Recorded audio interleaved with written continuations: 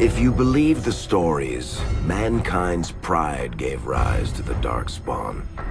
Countless in number and toxic to all life, Darkspawn search endlessly for an archdemon. When they find one, Darkspawn armies surge up from their corrupt barrows beneath the ground, and a blight begins. Grey Wardens are the only warriors capable of destroying an archdemon, and history always honors the one who sacrifices all to kill the beast.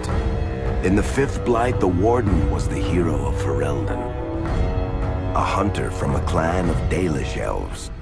The hero discovered a corrupted elven artifact and was tainted by the same foul magic that drives the Darkspawn. The only cure for the young elf was to join Duncan as a Grey Warden.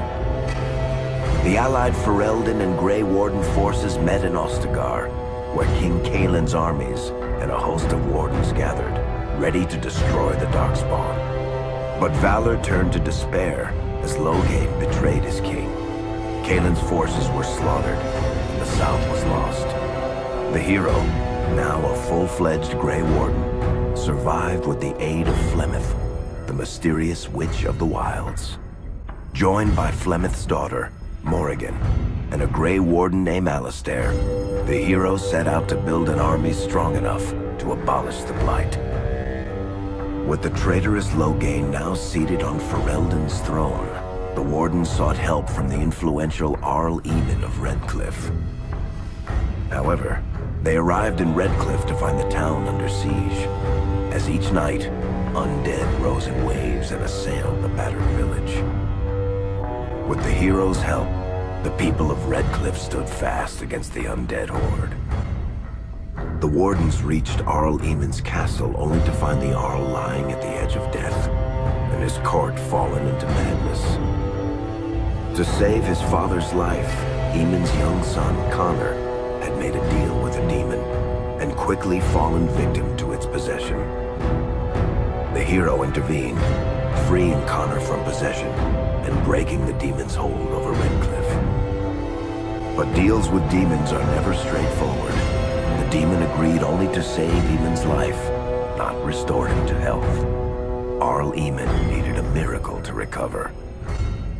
The hero located an urn containing the sacred ashes of Andraste, which were said to cure any ailment. The urn was protected by ancient traps, tests of will, and a dragon-worshipping cult that wanted to twist the urn's power to its own ends. The urn remained pure, but mysteriously disappeared after the Wardens departed.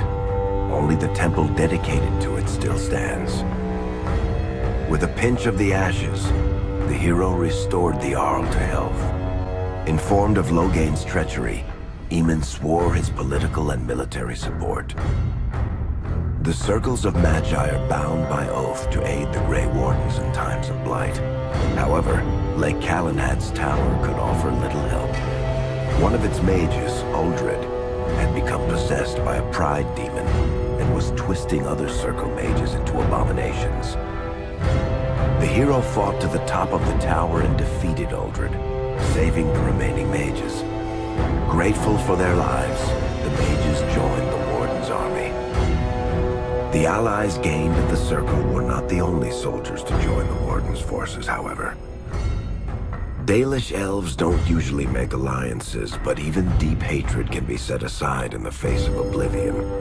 An ancient curse was destroying Ferelden's largest Dalish clans, turning the elves into werewolves. Zathrian, the clan's keeper, claimed that the cure required the heart of the great wolf, Witherfang. Years before, Zathrian himself had afflicted a group of humans with the curse that now ravaged his clan. As long as he lived, the curse endured. The hero eliminated the werewolves and forged an alliance with the Dalish, who immediately joined the Warden's army.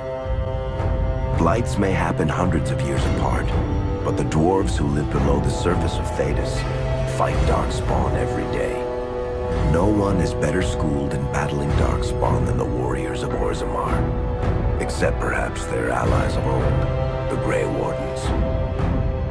The hero arrived in Orzammar in the wake of King Endrin's death to find political factions fighting for control of the dwarven capital.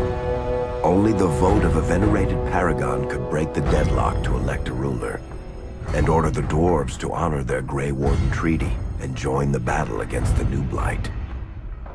The hero set off to find a paragon named Branka, who had disappeared into the Deep Roads in search of a legendary artifact, the Anvil of the Void, created by the renowned smith Caradon to forge mighty war golems.